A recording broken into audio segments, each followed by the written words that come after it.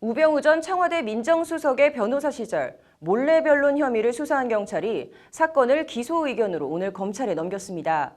우 전 수석이 검찰 청탁 명목으로 의뢰인으로부터 금품을 받는 등 변호사법을 위반한 혐의인데 경찰 수사 과정에서 압수수색 영장이 잇따라 반려되는 등 수사 과정에서 검경이 신경전을 벌이기도 했다고 합니다. 정순영 기자입니다. 우병우 전 수석이 몰래 변론에 나선 사건은 총 3건입니다.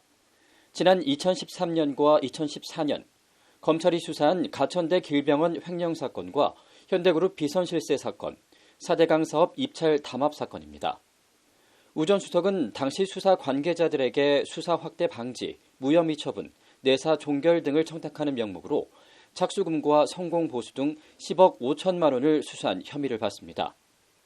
먼저 인천지검 특수부가 수사한 길병원 사건에 대해 우 전 수석은 병원 측으로부터 수사가 확대되지 않고 마무리되게 해달라는 조건을 제시받자 3개월 내에 끝내주겠다고 답한 뒤 착수금 1억 원을 받았습니다. 이후 사건은 실제로 3개월 뒤 종결됐고 우 전 수석은 2억 원의 성공 보수를 받았습니다. 서울중앙지검 금융조세조사 3부가 수사한 현대그룹 사건에서도 무혐의 처분 등을 조건으로 사건을 수임한 뒤 착수금 2억 5천만 원을 받았고 검찰이 현대그룹 관계자들을 모두 무혐의 처분하자 성공보수 4억 원을 추가로 챙겼습니다.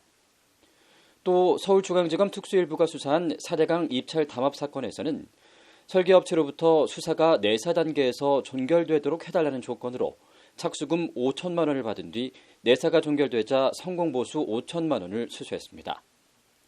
경찰은 우 전 수석이 정상적 변론 활동에 참여한 기록이 전혀 없는 점, 의뢰인들이 경찰 조사에서 우 전 수석의 검찰 인맥을 이용했다고 진술한 점 등이 변호사법 111조 위반에 해당한다고 판단했습니다. 그러나 경찰은 우 전 수석이 어떤 청탁을 했는지, 추가 범죄 정황은 없는지도 확인하려 했지만 수사 초반부터 검찰이 금융계좌 압수수색 영장 등을 줄줄이 반려해 어려움을 겪은 것으로 알려졌습니다.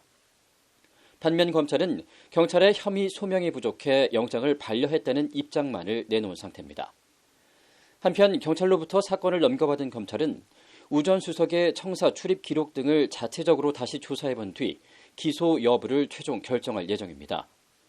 우 전 수석은 법무법인 회의에 2~3차례 참석하는 등 변호인으로서 정당한 변호 활동을 했다고 반박한 것으로 전해졌습니다. 법률방송 정순영입니다.